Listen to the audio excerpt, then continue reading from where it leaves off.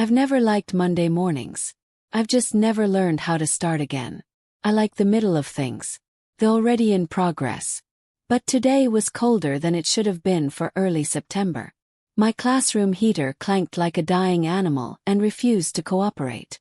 My old laptop, loyal in its slowness, had finally given up, blinking out in the middle of a lesson about Emily Dickinson.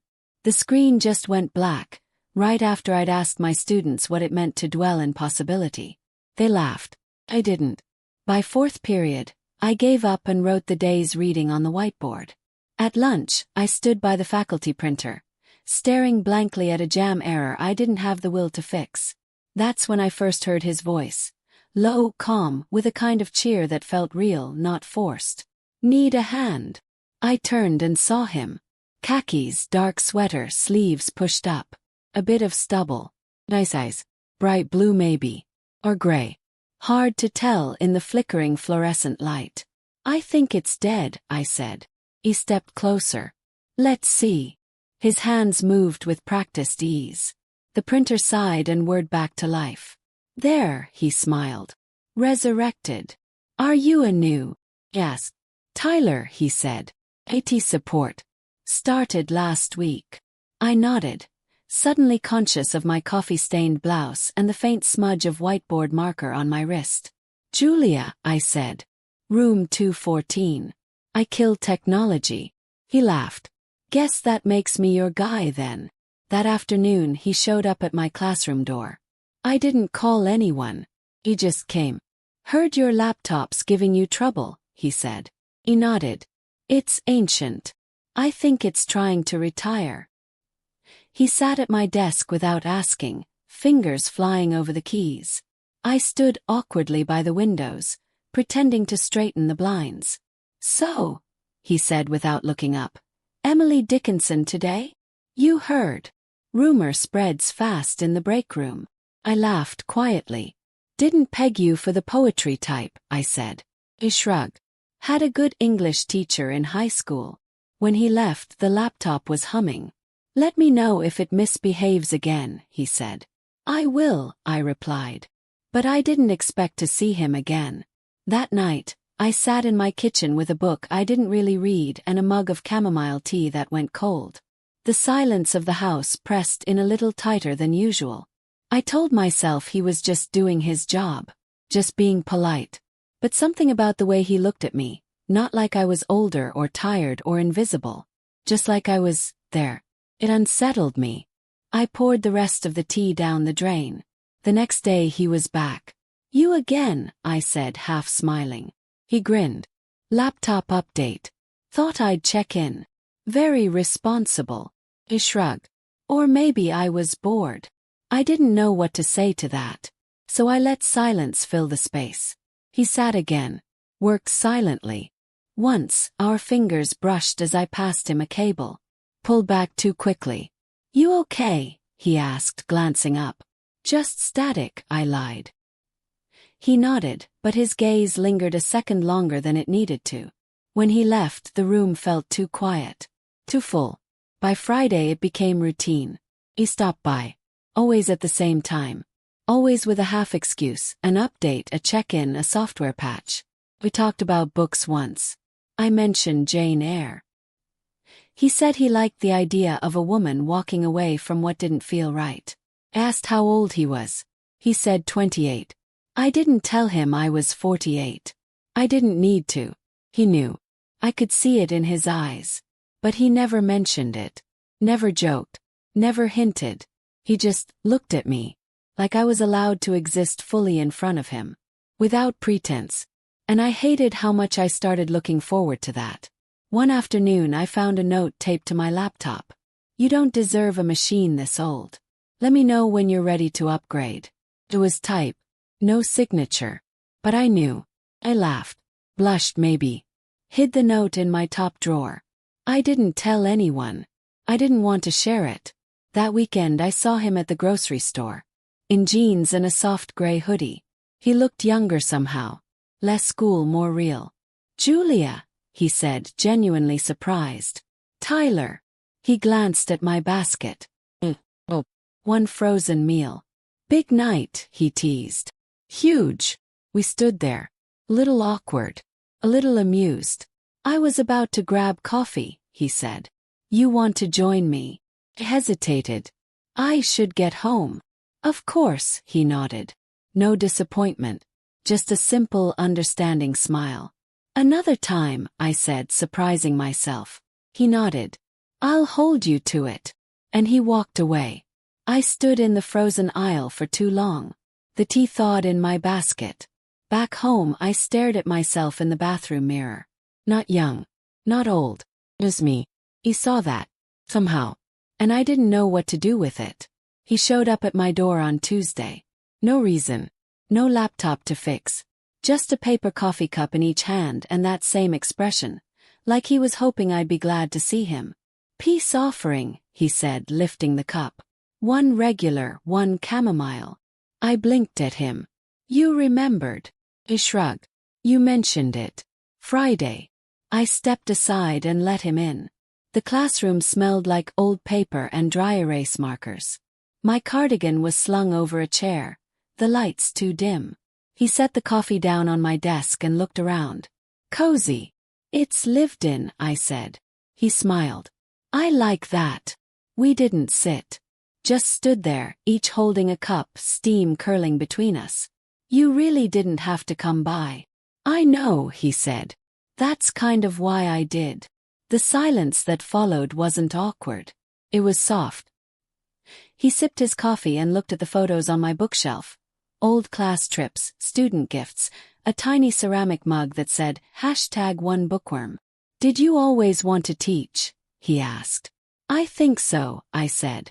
Books were safe. Predictable. People, not so much.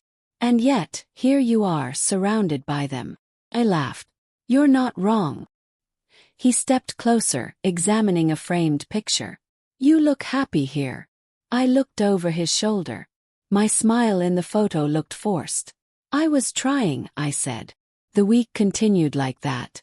Small visits, quiet coffees. He brought me a new mouse pad once. Soft gel wrist support. Said the old one looked like it belonged in a museum. He noticed things.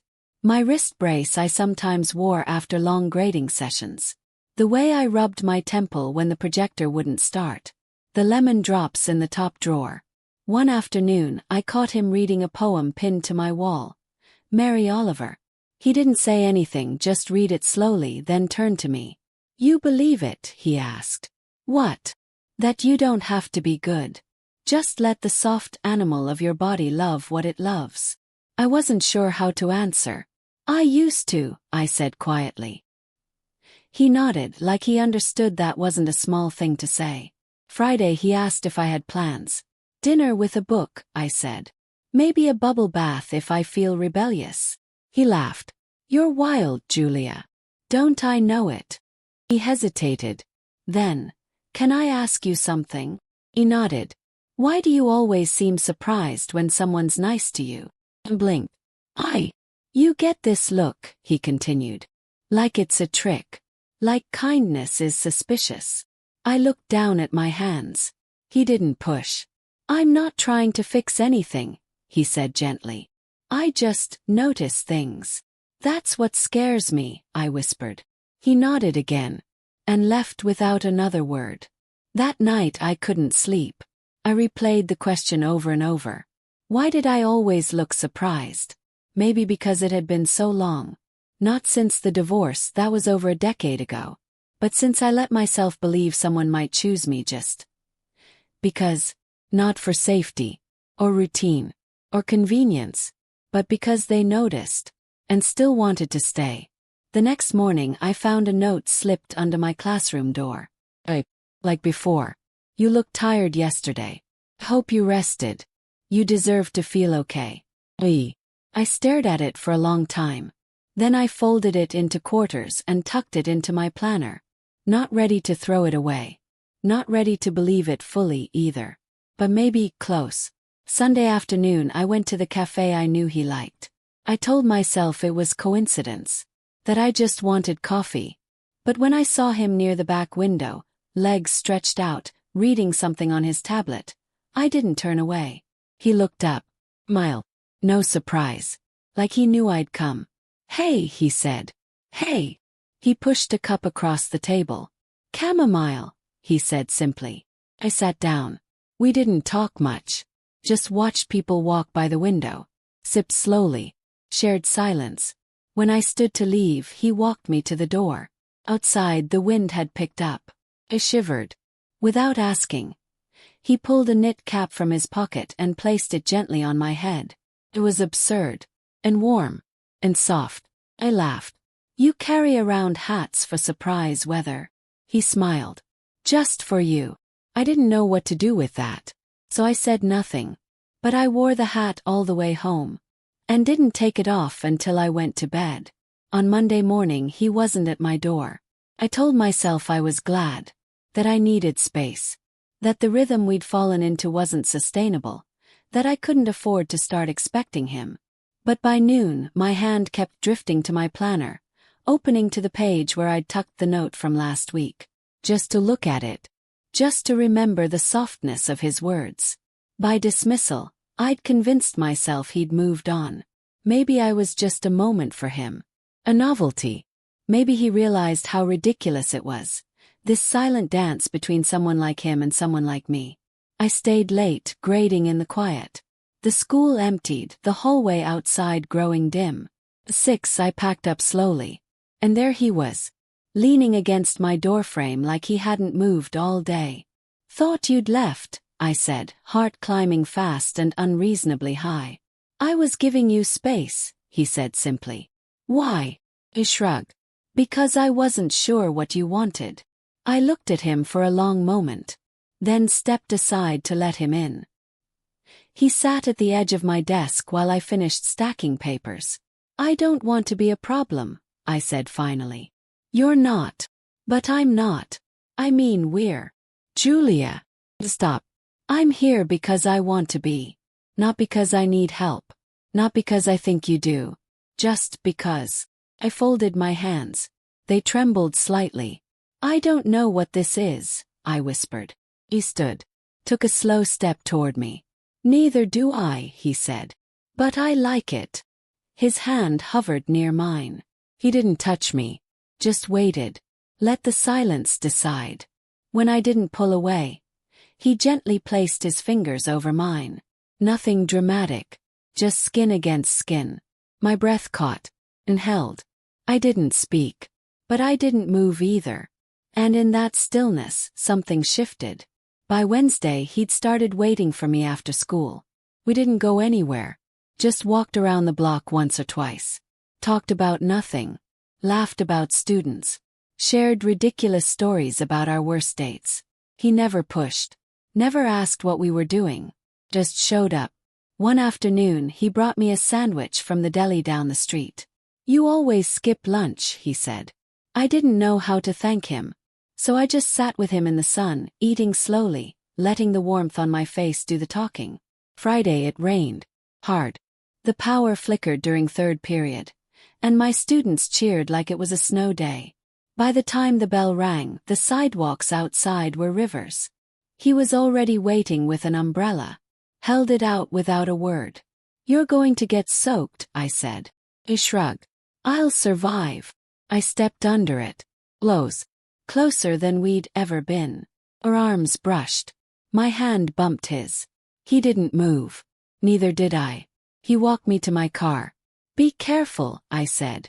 You too. I stood there for a second longer than I needed to. Then I got in. Shut the door. But didn't start the engine. Just watched him walk away through the downpour. The umbrella forgotten on my passenger seat. That weekend he texted. Just once. Stormy night. Hope you're warm. I stared at it for hours. Then typed back. I am. Thank you. That was it. But it was enough. Sunday afternoon he showed up with a book. I thought you might like this, he said. It was poetry. Quiet, aching, beautiful. I didn't invite him in.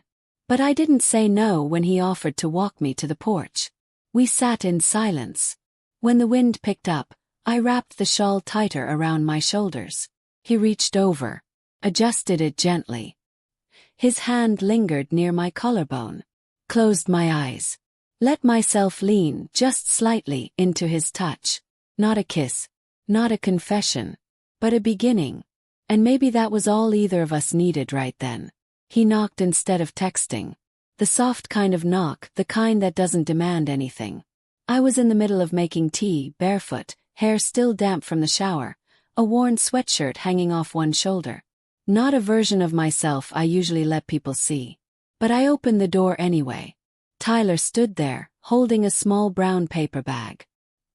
He didn't say anything at first, just looked at me like I'd surprised him somehow. "I brought pie," he said finally. "It's blueberry. You once said it reminded you of summer." I stepped back. "You're just going to keep doing that, aren't you?" "Doing what?" "Listening." He smiled. "Yeah, that's kind of the plan." I let him in. We didn't sit at the table. I sliced the pie and handed him a fork, and we ate standing in the kitchen, leaning against opposite counters. Felt easy, familiar, a little dangerous. Afterward we moved to the living room. He sat on the floor, back against the couch. I curled up in the corner with a blanket. The lamp was the only light. The room glowed softly around us. "Do you always live like this?" he asked. "Like what?" So quietly. Thought about that. "It wasn't always like this," I said. But then life started taking more than it gave. And quiet became the only thing I could control. He nodded, not looking at me. "I know that feeling." I tilted my head. "Do you?" He looked up then. His eyes were serious. "My dad left when I was 13. My mom worked doubles most days. Quiet was safer than hope." I didn't answer. Just reached down and touched his hair. Lightly. Without thinking. He leaned into it. Like he needed it more than I understood. It became a pattern. He'd come over in the evenings, sometimes with food, sometimes with nothing but a story. We'd sit close. Not touching. Not yet. But near enough to feel the space pull taut between us. One night we watched a movie. He sat beside me this time. His arm resting lightly behind me on the back of the couch. My head found his shoulder without invitation. He didn't move. Didn't speak. Just let me stay there. His warmth. His breath. The soft rise and fall of his chest. Closed my eyes. For the first time in years I felt like I belonged somewhere. But with closeness came fear. It crept in quietly. In the way I hesitated before answering his texts. In the way I looked at us in the mirror when he stood behind me once, drying dishes, and thought, this looks wrong. Too different. I was older. Worn in places he hadn't reached yet. He had all this openness. All this time. I was a woman who already knew the endings. One evening we were cooking together, a lazy pasta night, when I finally said it out loud. "You know this doesn't make sense, right?" He stopped stirring. I kept my eyes on the pan. "I'm not the kind of person you end up with, Tyler." He didn't speak for a while. Then he set the spoon down and turned to face me. "Who told you that?" Shrugged. "It's just true." "No, it's not." His voice was firm. Quiet. Certain. "You think I don't know what people would say? That I haven't already heard jokes?" He continued. "I don't care." I met his eyes. "They'll think I'm trying to feel young again," I whispered. "Or that you're looking for someone to take care of you." He stepped closer. "They can think what they want. I'm here because I want you. Not your age. Not your house. Not your comfort." I swallowed hard. "But I can't give you everything. Not a family. Not the kind of future you might want." His hands reached for mine gently. "Julia, I'm not thinking 10 years from now. I'm thinking about this. Right here. You and me. And how every time I'm with you, I feel like I've finally stopped running." Closed my eyes. Let his words settle. "I don't know how to trust that." He pressed his forehead to mine. "Then let me show you. Every day. Until you believe it." We didn't kiss that night. But something changed. The next time he came over, he didn't knock. He let himself in with the spare key I'd once joked about giving him. I found him on the couch, barefoot, reading the poetry book he'd brought weeks before. He looked up and smiled. Hi. Felt like coming home. That weekend I fell asleep on him. Literally. We were watching a documentary and I drifted off, head on his chest, his arm around me. When I woke it was dark. TV was off. He was still there. Still holding me.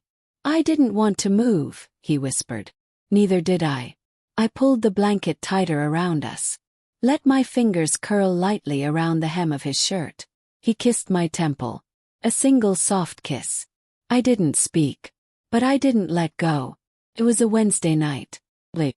The kind of late where silence swells into something heavier than quiet. Tyler was asleep on the couch, a book still open on his chest, one hand resting over the page like he didn't want to lose his place even in sleep. I stood in the hallway for a long time watching him. He looked impossibly young in sleep. Gentle. Trusting. And I felt the sharp tug again. That familiar ache of too much. Of wanting something I wasn't supposed to want. So I did what I always do when things get too close. Pulled away. The next morning I was quiet. Unnaturally so. He noticed. Of course he did. He watched me butter my toast like it was a confession. Something wrong. I shook my head. Just tired. He nodded slowly. Didn't press. But the air between us shifted. He left for work without his usual kiss on the forehead. Without the extra squeeze at the door. I watched his car pull out of the driveway and felt the sick twist of regret curl low in my stomach. That night I didn't text him. He didn't text me either. I sat on the porch with a glass of wine, listening to the wind push through the trees. My chest ached in the hollow way it used to before him. The way it always did when I tried to protect myself from feeling too much. I told myself I was doing the right thing. That eventually, he'd realize this was better. Easier. That love, real love, should be with someone who fit. Not someone like me. 3 days passed. On Saturday he knocked. I opened the door slowly. He looked tired. Still beautiful. But quieter than I'd ever seen him. I just need to ask, he said. Did something happen?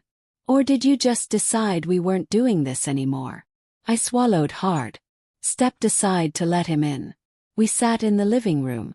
Same places as always. But nothing felt familiar anymore. I thought it would be easier, I said. For you. For both of us. He leaned forward. Hands clasped. Julia. That's not your decision to make alone. I'm not trying to hurt you. Then stop hurting yourself. I blinked at him. He exhaled. Ran a hand through his hair. Do you know how many nights I've spent wondering if I imagined all of this? If I made it up because I wanted it too badly? His voice cracked slightly. Just enough to break something open in me. I didn't make it up, he said. You felt it too. I know you did. Closed my eyes. I did, I whispered. Silence. Then he stood and walked over to me. Knelt. Took my hands. I love you, he said. Even when you run. Even when you get scared. The words didn't feel rushed.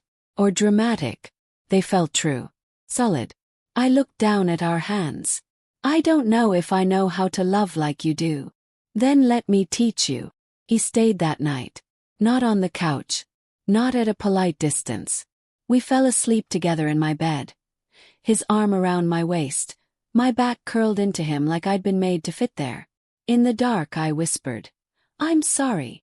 He kissed the back of my neck. I'm not going anywhere, he said. And for once I believed him. The next week things changed. Subtle things. He started keeping a toothbrush in my bathroom. I cleared a drawer for him. He brought over groceries without asking. Remembered which coffee I liked. Folded the throw blanket exactly the way I always did. And I started watching him in a new way. Not with fear. But with something gentler. How did he do it? Make this feel so natural. So good. One night we went to a concert. A small jazz trio at a local bar. We sat in the back. Dark enough that I didn't feel like anyone was staring. He held my hand on the table. At one point, I looked around and caught a woman at the bar watching us. She looked my age. Maybe older. Her eyes flicked from him to me. Her mouth tightened. Then she looked away. I pulled my hand back. He noticed. "Hey," he said softly. "Don't." I looked at him. It's hard." He nodded. "I know. But you don't owe anyone an explanation for being happy." Exhaled. Took his hand again. He squeezed it. "Besides," he whispered, "she's probably just jealous." I laughed. Real laugh. He grinned. "There she is."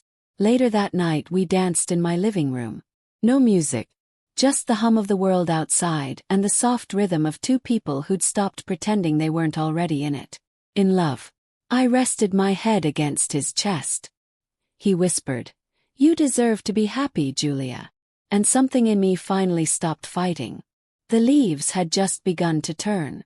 The street outside was scattered with yellow and orange, and the air had that edge to it, cool and full of change. Tyler was in the kitchen, barefoot, humming as he stirred something in a saucepan. I sat at the dining table, watching him move, trying to memorize the way sunlight fell across his shoulders. It had been 2 months since that night. The one where I stopped pulling away. Since then, everything had shifted. Not in a loud, dramatic way, but in a quiet, steady drift toward something real. And for the first time in years, I wasn't waiting for it to fall apart. I had gotten used to his shoes by the door, to his toothbrush beside mine, to the way he made coffee in the mornings exactly the way I liked it without asking. Sometimes I'd catch myself reaching for his hand without thinking, or pressing my cheek to his shoulder during slow afternoons, both of us half asleep on the couch. The fear hadn't disappeared, but it had softened, and I was learning to let good things stay. One evening, we sat on the porch with bowls of soup and blankets over our knees. The trees whispered in the breeze, and somewhere in the distance, someone was playing a saxophone, soft and slightly off-key. "I used to think this kind of life was boring," he said, staring out into the quiet. I looked at him. "And now," he smiled, "now I think I didn't know what peace felt like." I reached over and touched his knee. He covered my hand with his. "I keep thinking this can't last," I admitted. "That one day you'll wake up and realize it's not enough." He turned to me. "Serious?" "I've had enough of the wrong things," he said. This is everything I never knew I needed." I didn't respond. I just leaned in and kissed him. A soft, lingering kiss that said more than I could have spoken. He kissed me back, his fingers brushing my cheek, and the world narrowed to just that moment. Just us. A week later we drove to the coast. Just for the day. We packed sandwiches, a thermos of coffee, and a stack of old CDs we hadn't listened to in years. The drive was long and winding, but neither of us minded. Tyler drove with the windows down, his hand resting on my thigh, the music low and scratchy. We didn't talk much. Just watched the trees blur past and let the silence fill us up. When we reached the ocean, it was colder than we expected. Windy, overcast, but beautiful. We walked along the beach, shoes in hand, the sand damp and cool under our feet. Tyler bent down and picked up a piece of driftwood, handing it to me like it was a gift. "For the bookshelf," he said. "Proof we were here." Smiled.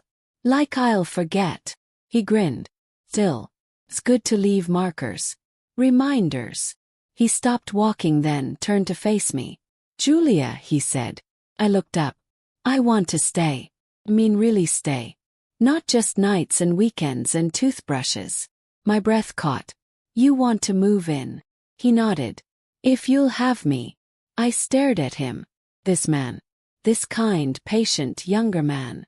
Bringing driftwood and soup and laughter back into my life. And I said yes. Course I did. That night, we ate dinner on the floor of the living room because the table was covered in boxes. His books, his records, the worn flannel shirts he always left behind anyway. It didn't feel like a beginning. Felt like something we had quietly, slowly built together. Home. After dinner, we lay on the rug side by side staring at the ceiling.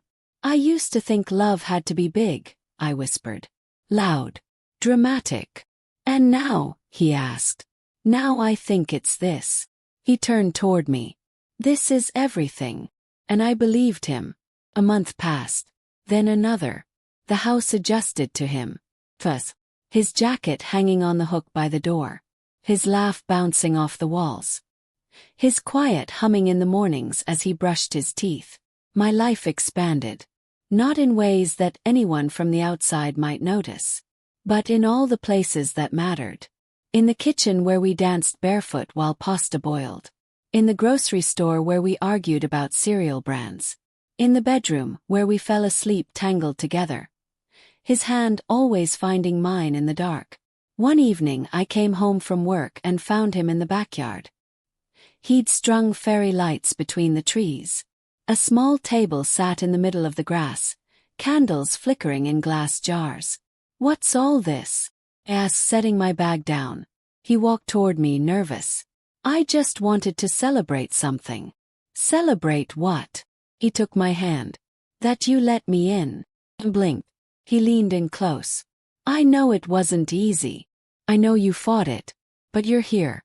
With me. And that's everything." I didn't say anything. Just kissed him. Long, deep. Grateful. We ate under the lights, the night soft around us. The world faded. The only sound was the clink of silverware and the rustle of wind through the trees. And later, as we lay under the stars, his head on my shoulder, I whispered the thing I hadn't said yet. "I love you, Tyler." He didn't move. Didn't even breathe. Then he whispered back, "I know. I've been waiting for you to hear it." In the end, it didn't matter that I was older. That people stared sometimes. That the story didn't make sense on paper. What mattered was this. He made me feel alive again. He reminded me that happiness wasn't something you outgrew.